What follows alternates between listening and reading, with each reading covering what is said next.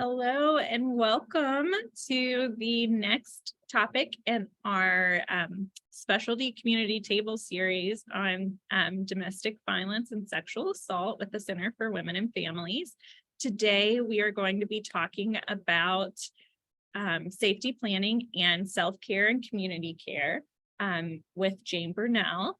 And all of this is made possible through Anthem Medicaid. So we would like to thank our sponsors, Anthem Medicaid, for making today possible and accessible to everyone in our community.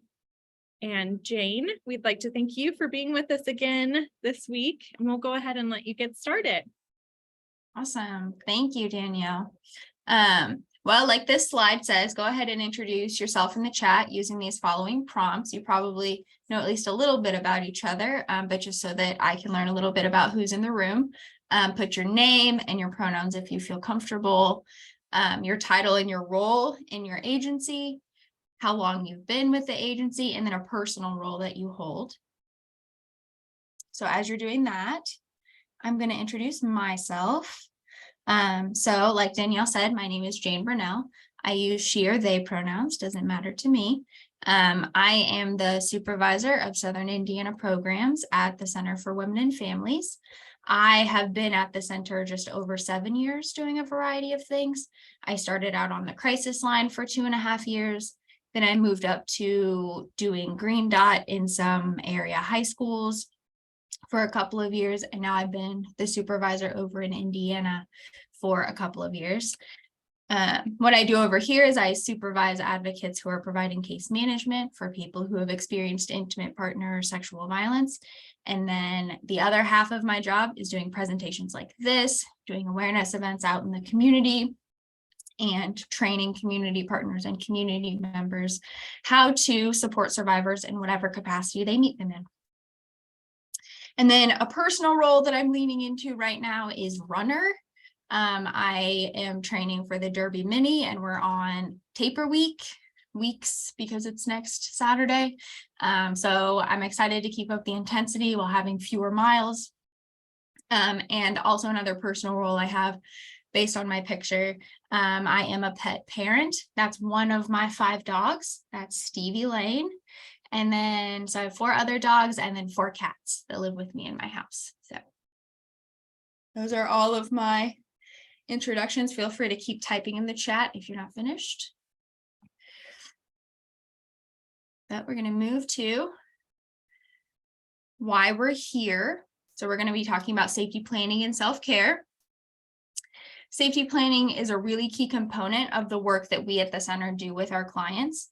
When we're navigating interpersonal violence, it's very complicated, nuanced, and unique to each client that we meet. However, being able to have a framework and questions that we can use to help orient the advocate and clients to the severity of the situation can help when we're planning for safety. The center's advocates, the advocates that work at other agencies that support survivors, can only do so much. So it's up to the community to also be able to support survivors, even in small ways, so that more people are just a little bit safer. Also, with self-care, as you're supporting others and hearing about traumatic situations and experiencing trauma yourself, we have to take care of ourselves. We must prioritize being a fully functioning human as much as possible. And we are doing ourselves and our clients an ethical disservice if we don't do that. That's why we're here. Here's what I hope you learned today. What the importance of safety planning and self-care are, learning about some types of safety plans, and learning about some self-care strategies. So safety planning is exactly what it sounds like, developing strategies and ideas to keep someone safe no matter where they are in a relationship. These plans look different for everyone, and what works for one person might not be the best option for someone else. So when we're talking about safety planning, make sure that if a client you're talking to says that's not going to work for me, that you don't push it on them.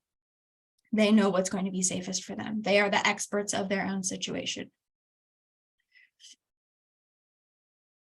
So one reason why having a safety plan is so important is IPV situations or intimate partner violence situations are dangerous and can lead to death. This was in our overview presentation, but I wanted to highlight it again, that the most dangerous times in an abusive relationship is when you're leaving, just after the relationship has ended, or when one partner is pregnant. That is when violence can escalate most severely. Almost 70% of IPV murders happen after the relationship has ended, not while they're still in the relationship. So this is why the phrase "you should just leave" or just leaving is not appropriate in abusive relationships, because that doesn't necessarily make people safer and can actually make people be in more danger. And just to highlight a couple of the barriers to leaving, it's not poor choices, it's a difficult personal choice of which is least terrible, leaving or staying. Both have their risks. So some of the barriers, there's shame that comes with leaving a relationship that has lasted a long time, and leaving may not be socially acceptable in a survivor's social circles. This ties into religious reasons for staying and can also depend on how many children a person has as well. Financial constraints limit many people's movements, and if survivors don't have the funds to be able to get a hotel, move apartments, or afford medications on their own, they're more likely to stay even if their partner is abusive. Abusers can use a person's immigration status against them, things like hiding or destroying their green card, social security card, or passport to exert control. And an abuser can use whether or not a queer person is out to their friends or family as a way to exert control. Things like, if you don't do this, I'm going to tell your parents that you're trans, or your work that you're trans, and that might lead to financial abuse as well. The last two speak to how hopeful survivors can be about the situation that they're in. Survivors likely didn't get into a relationship with someone because they were verbally or physically abusive. They fell in love just like everyone else, went through their honeymoon phase, right? And then the abuser escalated to using power and control over time. Often the survivor just wants things to go back to the way they were and really hopes that this time an abuser will change.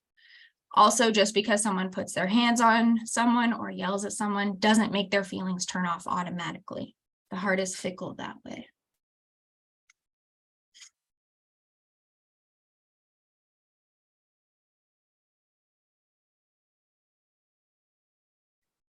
This assessment is one that we use when we're talking to clients about how likely they are to be killed by their partner in the next 24 to 48 hours. So this assessment came from a study in Maryland, where police officers, when they were on the scene of a domestic disturbance, they would ask the victim these questions. And if they answered yes to any of the top three, or yes to any of the bottom four, then that would trigger an automatic call to the local domestic violence program. So this is a program, the LAP program, lethality assessment program, that we have with LMPD. So if they are on the scene of someone who called because of domestic violence, they're supposed to ask these questions. If they answer yes to the appropriate amount, they call our crisis line immediately, and that person can talk to an advocate and potentially get some short-term shelter space. This is because if these questions are answered yes to, there is a high likelihood that that person could be killed in a very short period of time. So strangulation is one of the ones that we talk about. If strangulation has been present in a relationship, that person is 10 times more likely to be killed by their partner, because strangulation is the ultimate assertion of power and control, because the abuser literally had the victim's life in their hands. When we're thinking about these three from the bottom: unemployed, attempted suicide before, or children that they know aren't theirs, those are all stressors that the abuser could use to exert more power and control. Also, being unemployed or underemployed can just lead to tension building in the relationship because they may feel out of control, which can be a precursor to an incident.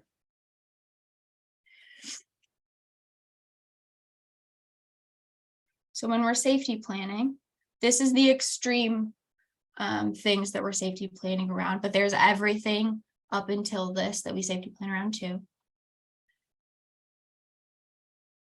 So safety planning is a way to help fill someone's crisis toolbox with options. It is not necessarily a set, this happens, then this happens, then this happens. It is a toolbox you can pick from depending on the situation and what is going on. So safety planning assesses the level of risk and danger, asking some of those questions on the lethality assessment or other things to assess what the client is worried about. We want safety planning to always be client-centered. What we are worried about may not necessarily be what the client is worried about, and we should take that into consideration. It's always a collaboration between you and the survivor. The word should not be in your vocabulary, despite the fact that I just used it. Telling clients what they should or should not do is taking the role of a mentor as opposed to an advocate. Identify other professionals that can help. We as advocates, even at the center, are not the end all be all of the people that would be able to help in any situation. Everyone in social service has the bounds of their job roles and responsibilities that we have to work within. And so once we reach what we can do and we can't do anymore, then we can help connect to the survivor to someone else who can. Describing available resources. It always helps when you're working with a client, especially if they are escalated or upset or worried about what next steps are going to be. Being able to describe in pretty clear detail, if they access this other resource, what can that look like? What might the timeline be? How else would they be supportive? Where is it? What does their lobby look like? All of that stuff can be helpful in safety planning so that a client can think about, okay, family and children's place, they have locked doors. So once I'm inside, I'll feel a little bit safer if I need to seek some support for my children. But if you're going to the L&N building, they may not have locked doors and maybe there are windows there. So being able to take those things into consideration and work with the client around that kind of planning and preparation can really help in the long run. And lastly, something really important to remember about safety planning, it's ongoing and evolving. One safety plan isn't going to fix everything. One safety plan won't work for everything. So being open to helping the client change what they're looking for, and you being open if you're working with someone and you planned around something and it didn't work, not sticking your heels in and saying, no, this has to be the way that it works. Thinking outside of the box and planning for the next time. If you are only seeing clients for a brief period of time, for example, you are one of the people that just does intakes, there are different levels that you can take safety planning to. You don't have to go all the way into the very depth of what the L&N building looks like, for example, but you would be able to say, I'm not going to talk to you about that, but we can talk about your physical safety in this space. When you meet with your next advocate or when you call such and such crisis line, they may be able to talk to you about that. So again, identifying other professionals that help and working within your scope, right? Don't practice outside of your scope. That is unethical.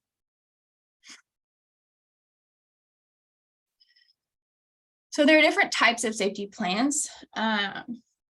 These are the main 4 that we use. And likely in your work, you will focus on the first 2, physical safety planning and emotional safety planning. I will touch on briefly financial and technology. If you have an ongoing relationship with someone or you see them multiple times, you may be able to delve a little bit deeper as you go through that relationship.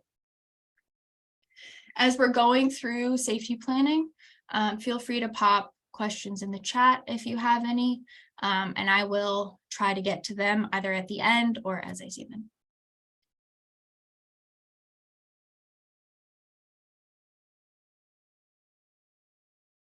So physical safety planning is about identifying places or situations that a person may encounter danger. So these are some of the questions that you can ask to start people thinking. This was that framework I was talking about at the end. This is just a starting place. These are not the only questions you can ask when talking about physical safety. So what are the risks at this location? And you can adjust this location to be any location that the client is in. What are your risks at work? What are your risks at VOA shelter? What are your risks while you are walking to the bus stop? What are your risks at the bus stop? What are your risks while you're in the car with the person who has been hurting you? Okay. So thinking about any place where a client may encounter danger and is worried about their physical safety in that space, you can ask questions about that. Who are your allies?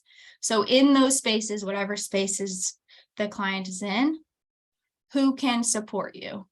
Is it another worker at that area? Is it your supervisor or manager? Is it a friend that you can call on the phone while you're waiting at the bus stop? Is it the crisis line? We had someone who used to, every time that they would walk to and from the gas station to pick up more cigarettes, they would call the crisis line on their way and on their way back. So we would just talk about whatever they wanted to talk about while they were walking to and from the gas station. They got back to the apartment, they felt safer, they said thank you and hung up. So who are your allies? Who can make you feel safer? What are your barriers? So maybe you know that being able to call your friend is going to make you feel safer, but it's the end of your day and your phone battery is often dead.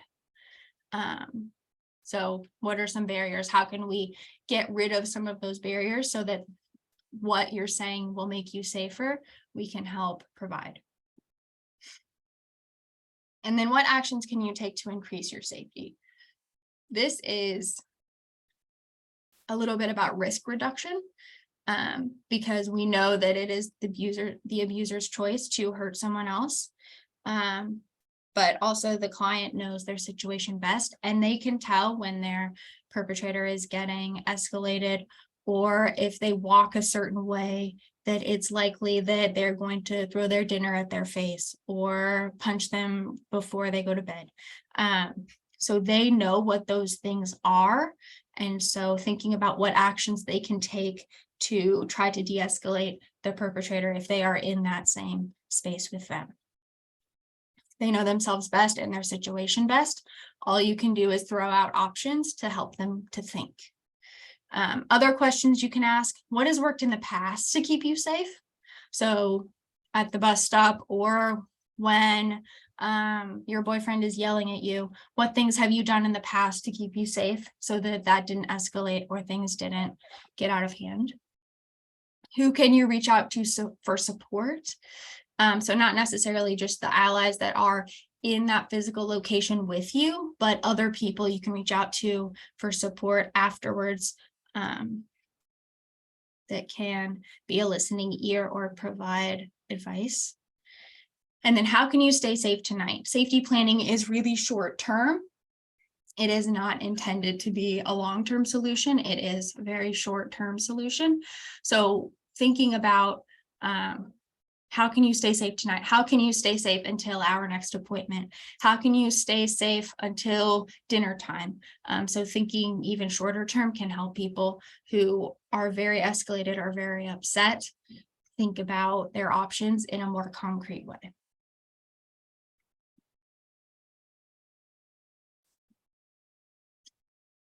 Next is emotional safety planning. Emotional safety planning is really important when you're de-escalating a situation, and is also part of being trauma informed to recognize when someone is escalated as a trauma response or a coping strategy. In our last webinar, hopefully that was talked about a little bit. When we're meeting clients where they are and being the thermostat, not the thermometer, if you've heard that phrase, being the thermostat, not the thermometer, means intentionally setting the tone of a situation and not escalating because a client is escalating. So meeting the client where they are without minimizing anger or sadness is a skill that we as advocates get to hone as we're working with people. Sometimes this can look like letting a client pace around your office while you do the intake instead of insisting that they sit down, or maybe moving to an office without windows because they're worried about someone seeing them. If you are saying things like, I need you to sit down because it's really anxious in here, or there's anxious energy or something like that, you are not letting that client be able to get out the nervous energy that they have in a way that that they have identified that is working for them. So it doesn't harm you or anyone else to let a client pace around while you ask them questions. There is a line if someone has started yelling at you or blaming you for things. You can tell if someone is saying, you messed this up, you are the problem, all of that stuff, when they are talking to you, but talking about something else. And so there is some value in letting them get that out without the verbal abuse happening to you. So you still can set boundaries around what that looks like. But if you're setting boundaries to make you more comfortable, instead of recognizing the trauma that they're experiencing, that can be a learning moment for you as an advocate. Using grounding techniques when someone is escalated can help them regain control enough to have a productive conversation with you. Things like breathing on a count together. I don't know if you've heard of square breathing, where it's in for 4, hold for 4, out for 4, hold for 4. And then you do that 3 or 4 times in a row. That can engage your nervous system differently and can help people to calm down. Also, engaging the senses can help people calm down more quickly than just saying calm down or I need you to sit or things like that. I would steer away from using scents because those can be extra triggering, but using things like holding an ice cube or tapping on your wrist, the 5 things you can see, 4 things you can hear, 3 things you can touch, 2 things you can smell, 1 thing you can taste is another way to help people calm down. And if you participate too, then that can be helpful as well.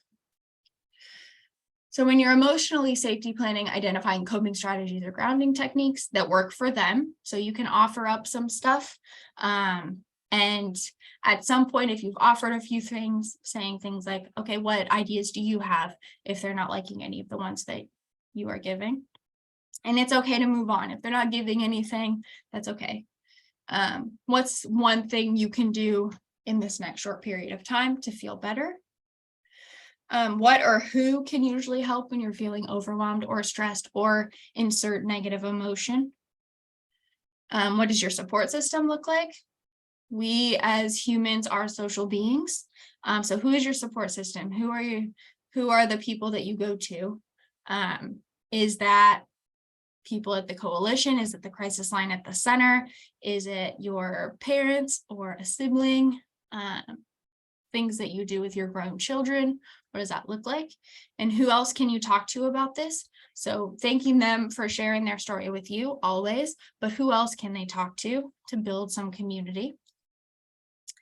And when you feel insert some kind of emotion that may be negative or escalating, what helps you stay grounded? What helps you remember the here and now so that you can continue to move forward? So those are some questions that you can ask when you're planning for emotional safety.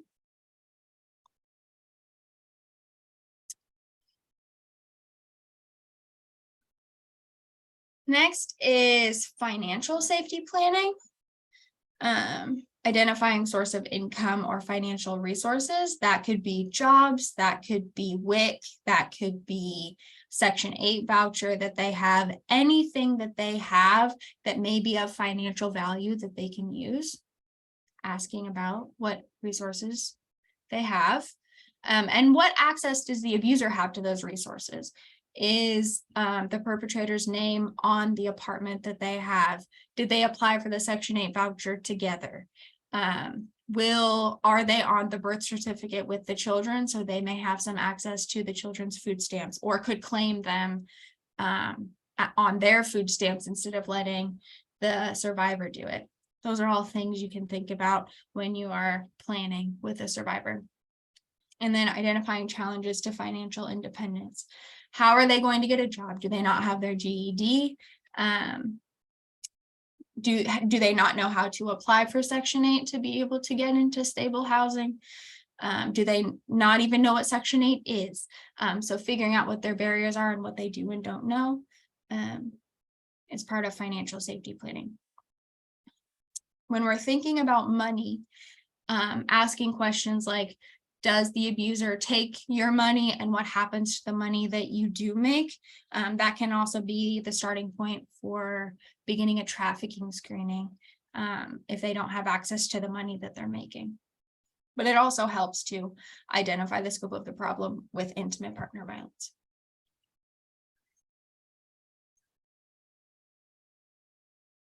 The last type of safety planning I'm going to talk about today is technological safety planning. This is always changing. I don't know how many times I have gone online and they're telling me about some new way that an abuser tracked their victim in an intimate partner violence situation. It's wild how people are using technology nowadays. So if someone is saying, my technology is acting weird, I don't know what's going on, my perpetrator keeps showing up and I don't know how they're doing that. First of all, believe them. I know that that's one of the things we're always talking about when we're talking about survivors. Start with believing, but especially with technological safety and stalking, they know their devices best. And so if their battery is draining faster, if the screen turns on and they didn't touch it, if there are random calls that are on it, all of those things can be indicators that a perpetrator has hacked their phone.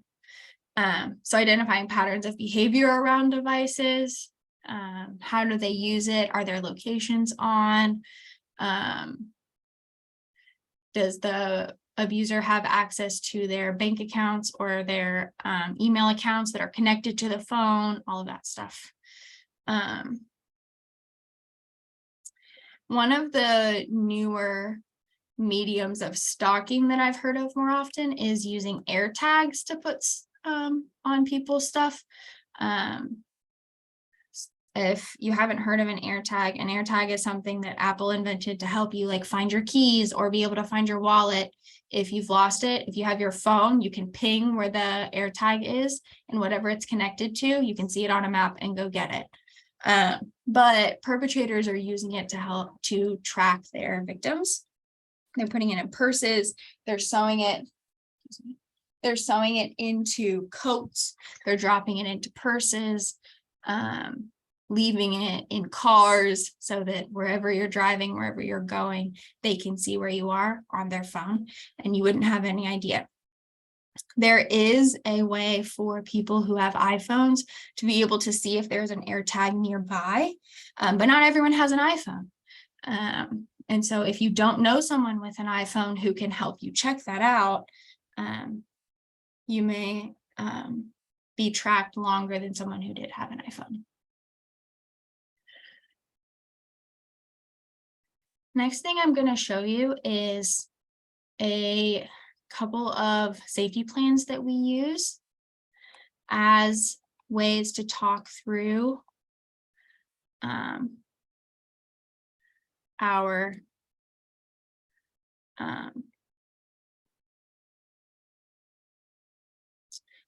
the ways that we support survivors. So give me just 1 second while I pull that up.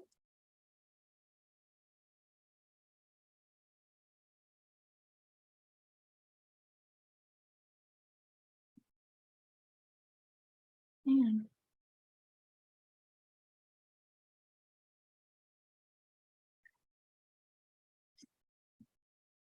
It closed while I was doing something else. So 1 second.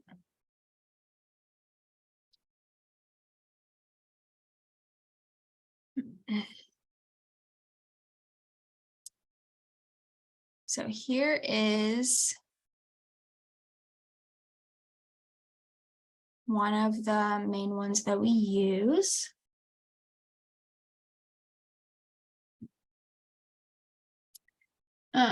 Just a general safety plan, and this is something that you can talk through with a client. They can fill this in. One of the important things about a safety plan is that they can verbalize what their safety plan is. If you as the advocate have created the safety plan by yourself and they can't tell you what you guys decided together, then it's not a very effective safety plan. So this is an option that people can use. They can have the pieces of paper if they want.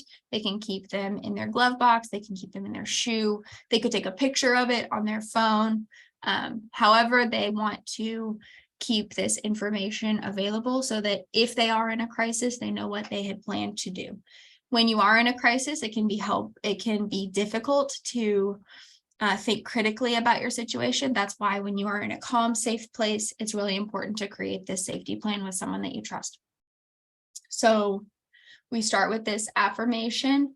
I have the right to be safe and protect myself. If they're planning on leaving, these are some things that they can decide. When are they planning to leave? What does that look like? Who are they going to talk to? What does their go bag look like? Where are they going to stay? Who can they get support from? Items to take. Make sure that all of those things are packed. If they have children, what does that look like? And some things they've done to prepare. Thinking about pets. One of the things that the center has is a partnership with the Kentucky Humane Society, that if someone is staying in shelter, then the Kentucky Humane Society will foster their pets, at least cats and dogs, while they are staying in shelter. And once they get a place of their own, they'll be able to get those pets back. Thinking about legal stuff, documentation, how often they want to review their safety plan. In Southern Indiana, the advocates review a client safety plan at least monthly. Unless they are in active crisis, then it's every time that we speak. And thinking about number 11, the client will know what's most dangerous to them. And so what is the most dangerous time to them? What do they want to plan around? And making sure that you say the pros and cons of calling 911. In some situations, calling the police would be helpful. In other situations, it won't be. And the survivor will know that better than you will. Then it goes even more in depth. This is a 6-page safety plan. So if they aren't in the relationship, safety without the perpetrator, talking about emotional health and safety, some other questions that you can ask. Safety if they have a protective order, how that looks, because that can change your safety in different ways. And then if you didn't have a protective order, then you don't have to use that. But that is an example of one of the safety plans that we have used to make sure that we're asking all the appropriate questions when we're safety planning with someone. There are 2 others that will get shared out at the end of this series.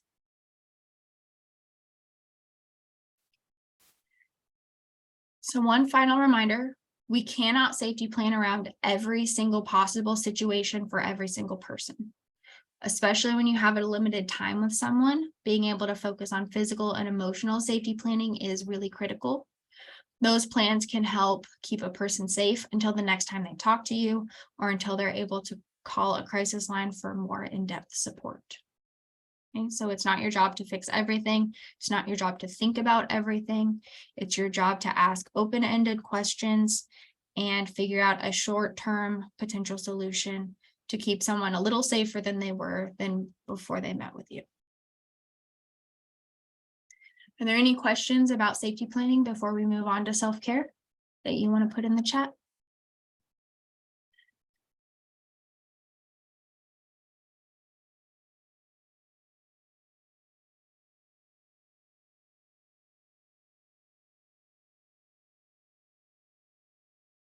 All right, if there are, I will look at it again in a couple of minutes. All right, so self-care. Self-care is giving the world what's best of you instead of what's left of you. Katie Reed said that. Self-care is not selfish or indulgent, it is survival. As helping professionals, it's easy to give and give and give while justifying long hours, not taking lunch breaks, or checking emails in the weekends or in the evenings as caring about people. But we are people too, and we deserve the same support and rest that everyone else does. And then this quote I found on Twitter probably ages ago. Be like Interstate 65, always working on yourself, no matter how inconvenient it is for anyone else. This is not to say that we're striving for perfection, but instead we're operating in such a way that we don't feel the need to escape from our lives. We're always just being just a little bit better than we were yesterday, or being more intentional with the way that we take care of ourselves and others.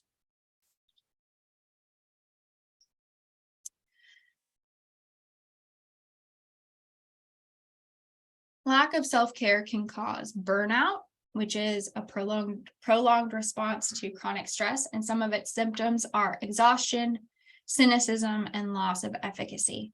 So when you're burnt out, you're tired all the time. If someone asks you how you're feeling, you say it's going, or it's been worse, or things like that, just like stuck in the monotony of what you're doing.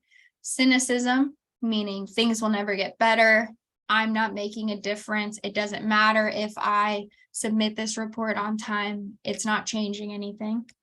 And loss of efficacy, just not being able to do your job to the ability that you know that you can.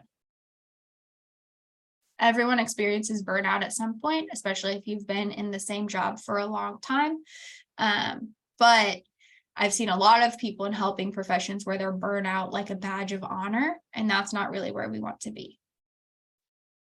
Secondary trauma is similar to PTSD, post-traumatic stress disorder, but comes from working with survivors. So when we're hearing about traumatic things, and if we are employing empathy, like we should, we are also feeling those emotions along with the survivor.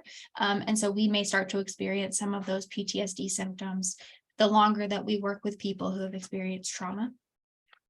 Compassion fatigue is burnout plus secondary trauma.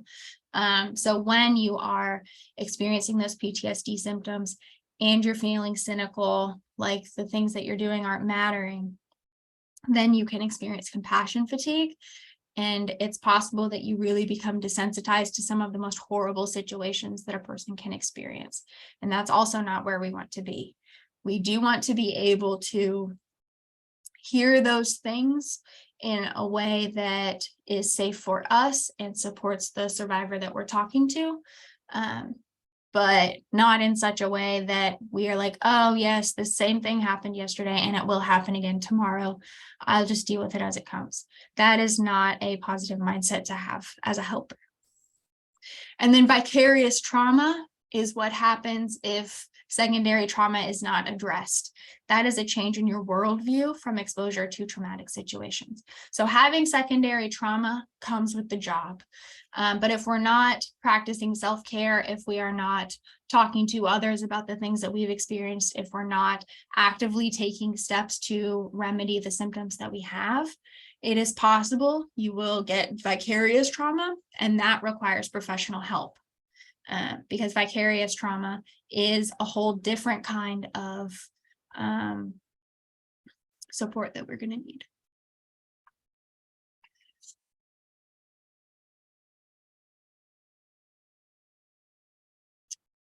So I'm going to begin with a test about self-care. I want you to write in the chat, true or false. Self-care is always activities that you enjoy to relax or unwind. Do you all think that's true or false?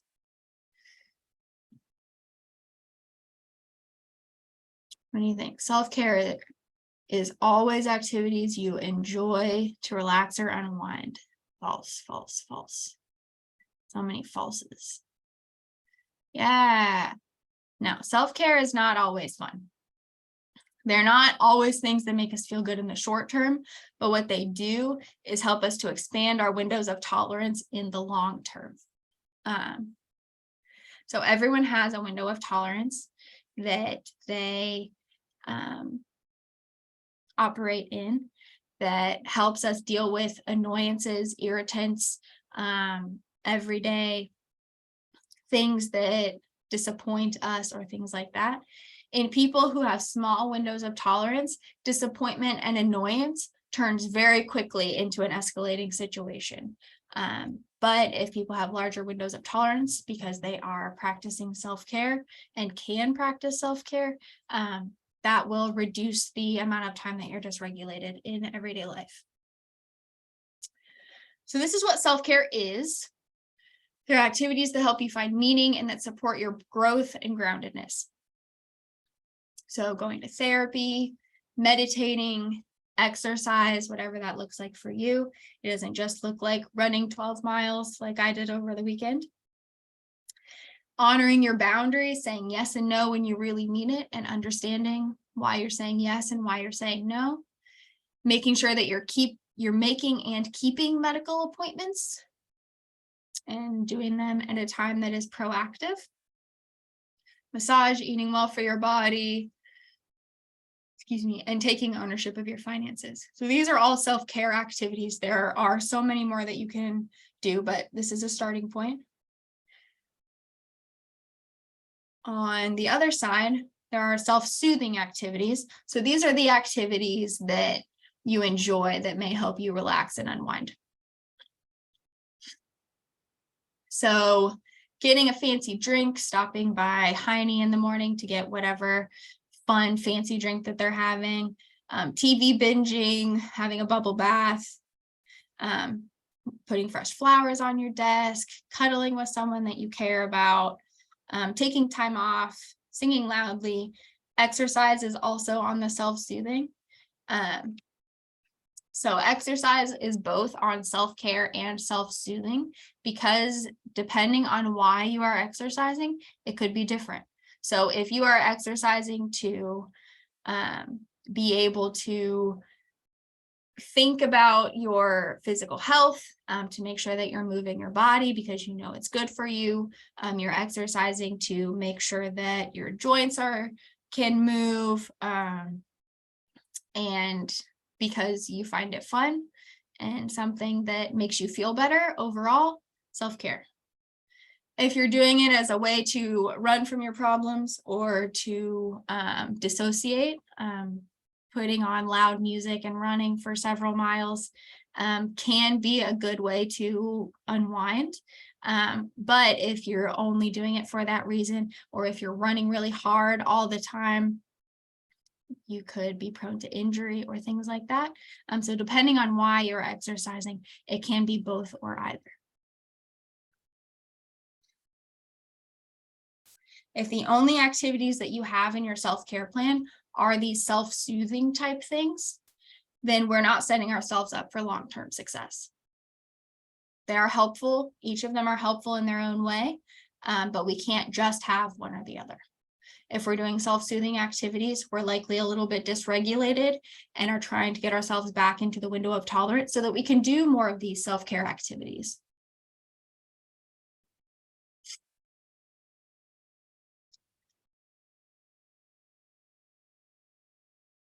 It is an ethical imperative that we as helpers take care of ourselves so that we can take care of others, because it's not selfish, it is self-preservation. And I know you've heard the phrase, you cannot pour from an empty cup, and it is very true. So there are 6 different categories of self-care. Emotional, things that help you reflect on your emotions. Physical, things that improve your physical health and well-being. Spiritual, activities that nurture your spirit. Social, activities that help nurture your relationships with other people. Practical, activities that help prevent future stress. And mental, things that stimulate your mind. So I want you to take a minute and think about what a perfect day for you would be. If you could wake up tomorrow and begin your perfect day, what would it look like? From the time you wake up until the time you go back to sleep, what would be your perfect day? Where would you wake up? What would you do? Who would be there? What would you wear? How would you feel? What things definitely wouldn't be a part of your perfect day? Right? So I want you to think for just a few seconds about that.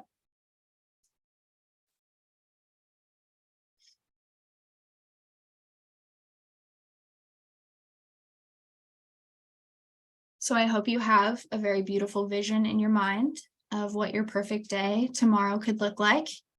And as I tell you about my perfect day, I want you to share some of what you would include in your perfect day in the chat so that other people can be inspired. Okay. So my perfect day would include waking up in the woods in one of those glamping tree houses with mist all around and no cell service. Coffee would already be prepared and the perfect temperature to drink. In the morning, me and my best friend would go for a hike and find a little secluded creek and go for a swim. In the afternoon, I would read a fiction book, most likely thriller, in silence, except for whatever's going on in nature. In the evening, I would cuddle up with my wife and watch a meteor shower through the trees.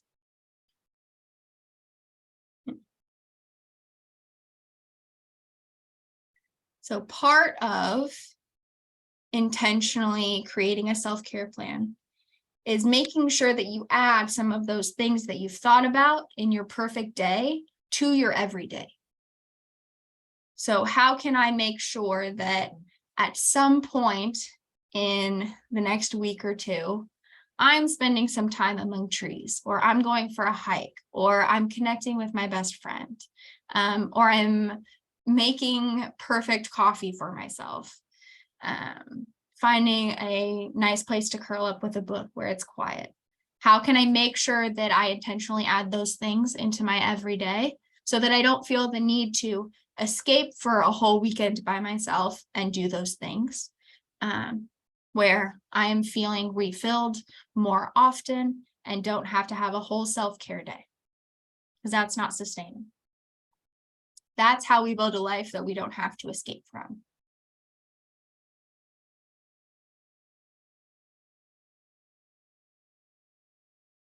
Are there any questions about safety planning? I mean, self-care?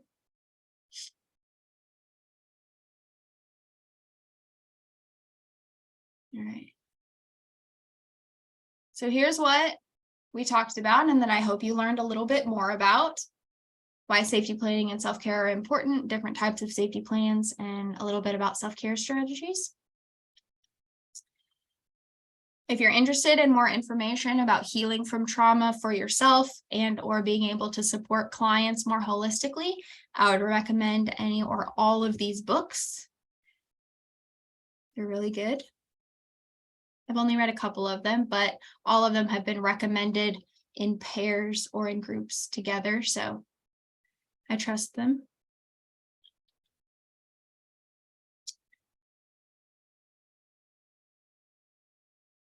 And I just want to thank you for listening to me today. And if you have any questions or comments, please put them in the chat or feel free to send an email to the training email. And if you need support or know someone who does with their relationship, please call the crisis line, which is listed here.